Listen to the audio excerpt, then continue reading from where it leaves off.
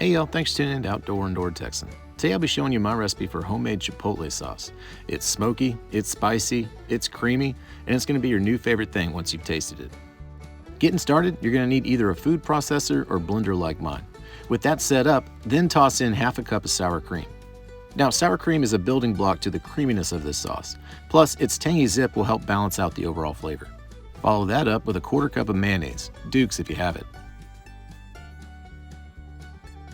And then onto our main ingredient, one 7-ounce can of Chipotle peppers in adobo sauce. Some people may not realize this, but Chipotles aren't a pepper that you grow.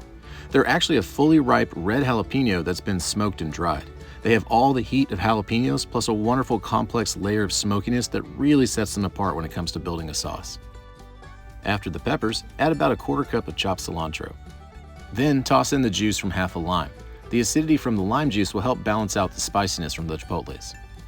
Add 1 teaspoon of olive oil, which gives the sauce just a touch of emulsification when blended. That'll help build even more of that creamy texture.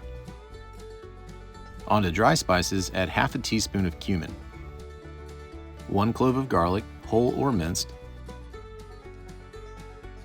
1 teaspoon of cayenne, a pinch of salt. Start small and you can always salt to taste later.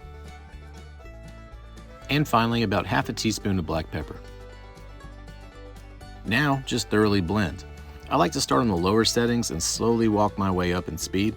This way it ensures everything gets an opportunity to be shredded up, and once you're on the highest speed, everything gets a nice whip that'll again help with the silky, creamy texture we're aiming for.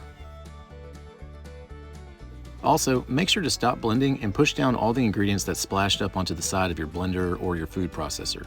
Oftentimes, the dry spices will stick up there, and if you're not careful to fold them back into your mix, you could be missing vital flavors in your finished sauce. Speaking of flavors, don't forget the often forgotten but oh so vital step of tasting your sauce. I talk about this with just about every sauce recipe I have.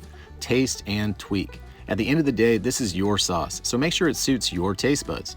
Does it need more salt? Do you prefer more lime juice? Or do you want more tanginess from the sour cream? Taste it, change it, and ensure you're going to love it. Once everything's well chopped and blended, and you've given it the all clear after tasting it, transfer your sauce to a food-safe container with a lid and let it rest in your fridge for a few hours, if not overnight.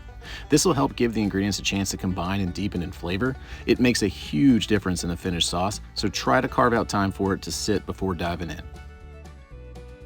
Tasting this batch, it's creamy, the smoke flavor of the Chipotles is incredible, and there's a big face-flushing kick of heat, but it just tastes so good you can't stop eating it. We put this sauce on everything. Salads, sandwiches, tacos, drizzle it over some fajita meat, or if you're feeling very hardcore, just grab a chip and start scooping and sweating. Let me know in the comments below what you end up putting this sauce on, because the possibilities really are endless and I'm always up for trying something new. That'll do it for this one, and thank you all so much for watching. If you have any questions, please feel free to leave comments below and I'll try my best to help you out with my 2 cents. Now, if you're new to the channel, I would greatly appreciate it if you consider hitting that subscribe button. It doesn't cost you anything, it certainly helps keep me going, and you'll have access to countless recipes with more great content to come. Alright y'all, take care.